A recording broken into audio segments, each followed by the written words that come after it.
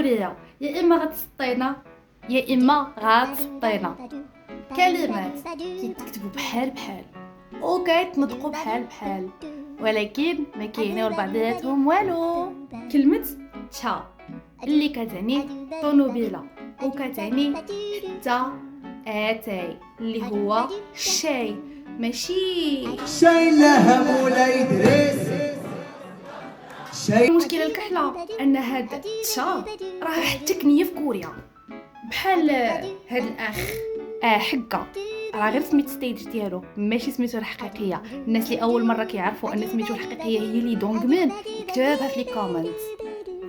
الا شي واحد قال لك تشا خاصك تركز مزيان في السياق ديال الجمله وفين غادي المعنى ديالها.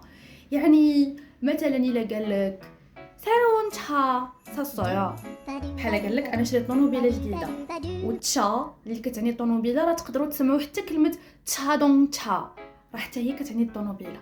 هي بلا ما تدوخوا غير واحد ريمايندر، راه كاينه واحد تشا وحده اخرى غير هي كتكتب هكا، ما كتكونش فوق من ديك الشريطه وتا هي تقدروا تسمعوها. غيقول لك شي واحد تشاني هي واش نعستي. ثاني كلمه هي اللي كتعني الشمس وكتعني حتى الا شي واحد بغى يتامر عليك وبغى يامرك ويقول لك دير هاد الحاجه، بحال ملي امك كتقول لك نوضي خدي الماعن، يعني غتقول لك هي. ولكن الا قالها لك شي واحد في الزنقه وقال لك هي قول ليه هاي. كلمه بي اللي كتعني الكرش، هي فاش شي واحد كيقول لك بيغانو موابدا هي ضرني كرشي. وكاينه بي اللي كتعني نقاص، او لا كاين شي وحدين كيقولوا لي البعويل. كاينه ثاني كلمه مال اللي عندها جوج المعاني حتى هي، كتعني الحصان وكتعني حتى الكلمه اللي كتكون كدوي مع شي واحد وكتبغي تقول ليه تكلم ولا تفضل كتقول مال هي توسايا. كلمه إيل اللي كتعني اليوم وكتعني حتى الخدمه، ومن هذا المنبر كنقول إل تيمي نو مونو موابا. كلمة بحال اللي كتعني الدراع، ولكن راه كتعني حتى رقم 8 تا هو، فهموها دابا.